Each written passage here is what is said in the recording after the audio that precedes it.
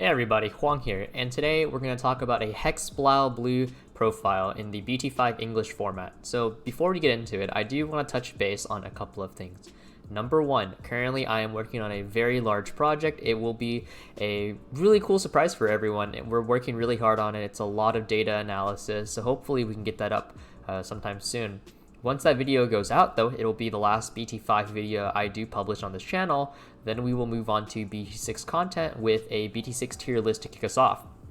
Aside from that, the reason why videos have been very slow is because I work a lot, and just the way my schedule is set up, I don't have a lot of time to crank out these videos as I did in the past. So please bear with me, and I hope that you continue to enjoy my content. And so with that being said, let's kick into it. Starting us off in key cards, we have Chris Paledramon.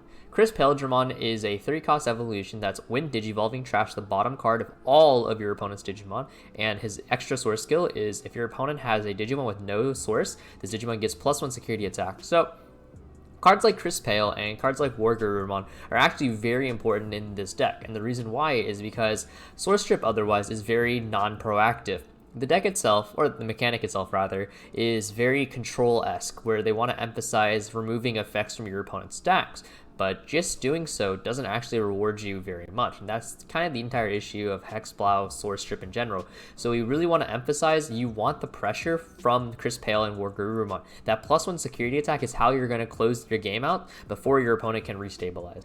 Following up, we have the Sora and Joe Tamer. Sora Joe is actually a really great tamer. It punishes anytime your opponent decides to go wide or if they commit to a 7 early. So in that instance, let's say they go into Chaosmon or they go into Millenniummon or anything along those lines. And then you go into Hexeblaumon, well, that 7's just stuck on the board, right? Because they can't attack, they can't Digivolve over it, it's just stuck. And so Sora Joe is then permanently getting you +2 memory at the start of every turn, and that's in addition to any memory tamer you may have. So really, you start your turn with 5 memory in that situation. Not only that, but when attacking, if you tap this card, you can strip up to 2 sources from one of your opponent's Digimon, and that in combination with the other various source strip effects you may have in your deck can actually wipe the board of sources very quickly. Having multiple of these, which stack by the way, is an easy way to get a bunch of memory, and you can easily hit 5 to 7 memory a turn. Now finally, we get to the boss himself, Hexeblaumon. Hexeblaumon is a 3-cost evolution that states, when attacking, trash up to 2 Digivolution cards from the bottom of one of your opponent's Digimon. Then, if your opponent has a Digimon without a source, this Digimon gains jamming. And during both players' turns, your opponent's Digimon with no source cannot attack or block. So Hexeblaumon is, like the aesthetic implies, he freezes your opponent's Digimon solid. They cannot attack, nor can they block. And this can be really powerful because versus blockers that would normally get in your way, this means you can swing for 2 using the Chris Paledramon or the Wargarurumon, and then you can use Lobomon or you can use your Omnimon Blitz, and you can just really close out the game like that. It's really powerful in general. The issue with Hexeblaumon though is that your opponent can Digivolve over their stack, which then suddenly gives them the ability to attack again, and that can be really problematic as we will talk about in the matchup section. But overall, Hexeblaumon is a really cool card to build a deck around. His control aspect is very powerful, and he can put on a lot of pressure because with jamming and guaranteed +2 security attack, unless you hit something like Gaia, he can actually be very threatening. And having multiple Hexeblaumon on board is also very annoying for your opponent to deal with, because if they get rid of one, well, they still have a second one to deal with. I've actually had several games where I've just had to slam down Hexeblaumon, and if the opponent can't answer it, then it's just going to freeze the entire board. Now talking about the various techs that you can put into the Hexeblaumon deck, it's in blue, which naturally means there are a lot of techs. Hexeblaumon being one of the most notable techs, it prevents your opponent from reducing Digivolution cost. And so decks in the meta that emphasize reducing Digivolution costs include Imperialdramon, where it reduces its cost from 5 to 3. Any deck that utilizes Mega Digimon Fusion, so Lilith Loop or Shoutmon that goes into BT1 Omnimon. And it also stops Digisorption, so no more Argo, Blasso, hidden potential trying to speed ahead. And when you implement techs, generally your techs either need to stop your opponent from playing the game, so Hexeblaumon or Absolute Blast, or they need to end the game quickly, so examples being Mega Digimon Fusion into Omnimon. Now to talk about Hexeblaumons matchup. Hexeblaum's matchups are very one-sided more often than not. The deck has very poor matchups into Shoutmon because Shoutmon can constantly digivolve their 6, so even if you strip it and you freeze it, it can digivolve into a 6 and then swing immediately, so it's not like the freeze actually matters there. It also struggles against a Lord Knight Slash because that deck has an insane amount of removal, right? War Growler Knight plus Slash is 12k, so it does kill Hexeblaumon. But your best matchups, however, are against decks that want to Digiburst a lot. So Black Toolbox with their Gogmon, Metal Garurumon, when you can freeze those solid. You also do very well against decks that have a lack of removal. So, for example, you have a much better matchup into Lord Knight Moste than you do against Lord Knight Slash.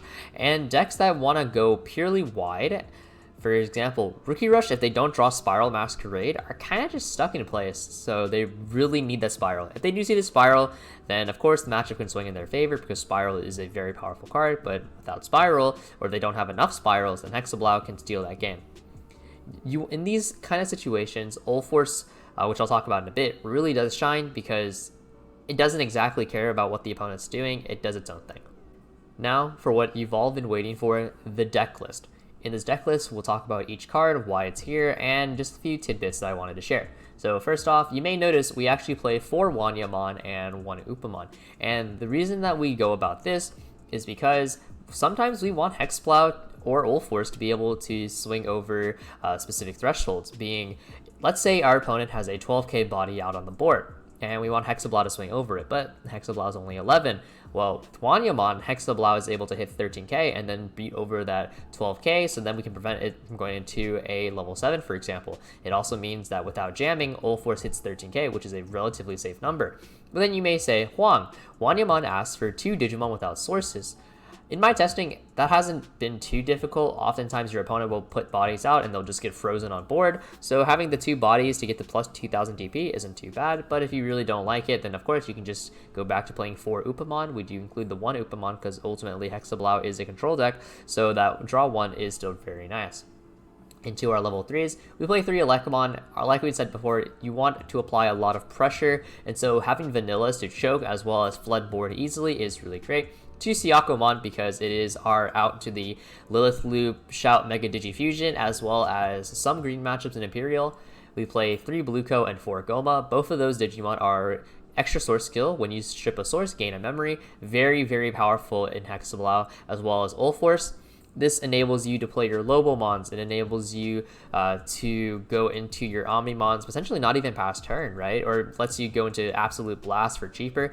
It's a lot of good value. You play 7 because it's absolutely bonkers. We have in our level 4 section 4 Gorillomon. 1 cost evolution is extremely powerful given how powerful our level 6s are, and we want to go for Gorilla over Tobio in this situation because Nidhogg is extremely powerful, as well as forcing Lord Nightmon to waste a little bit more resources to get rid of the bodies. 2 Lobomon. Lobomon is absolutely nuts in this deck. You can honestly cut the Pale Dramon for a 3rd Lobomon. Lobomon plus Ulforce when Ulforce has plus 1 security attack, so Ulforce swing twice with 2 damage, that's 4, Lobo for 5, and then Omnimon for game. And that's not even asking that much because Gomamon, Vulcan Hammers, they all give you the memory, as well as Ulforce himself giving you the memory to Digivolve into that Lobomon. So a lot of really great stuff. 1 Pale Dramon because sometimes you just need to be able to strip that little extra push, but of course, like I said, this can be another Lobomon. And 4 Koalamon. This fish, 1 cost Evo, and it's a blocker, so just good stuff all around. Going into level 5s, Chris Pale and Wargarurumon because they both give you plus 1 security attack, so that's just automatically a really great thing. Chris Pale does strip, Wargarurumon doesn't strip, but if we did run a small Nokia engine, then that's where he would come up. And then 4 Hexeblaumon and 2 Ulforce. Hexeblaumon does remain still the main focus of your deck, but you could do a 3-3 split, that's totally okay.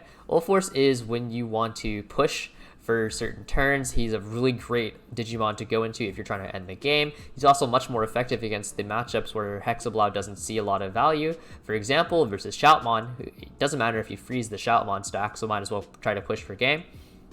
And then 2 Omnimon. Omnimon is a fantastic way to end the match, as you can swing for 2, swing for Lobo, and then swing for Omni, and overall, you should be able to rack up a lot of damage. We play 2 Absolute Blast. You may notice that this deck does lack removal. And so Absolute Blast is the easiest slot-in removal that we could fit without compromising the rest of the deck. It's really easy to trigger the effect to bot deck, so have no fear on that one. 3 Vulcan Hammer. Hammer is extremely powerful because being able to enable your Lobo or cheat out one of your 6s a turn early can be extremely devastating. 2 Davis. I found that Memory Tamer is still very crucial, especially when your opponent decides to play around Sora Joe, as well as searching for your important pieces. And then 4 Sora Joe, because they are how you proc the Ult Force, as well as stacking. So overall, this deck has a lot of control elements, and it has a surprising amount of pressure that you can shove into the game via Ult Force. So thank you guys for watching. If you have any questions, please feel free to put in the comments. We're going to wrap it up here. So thanks.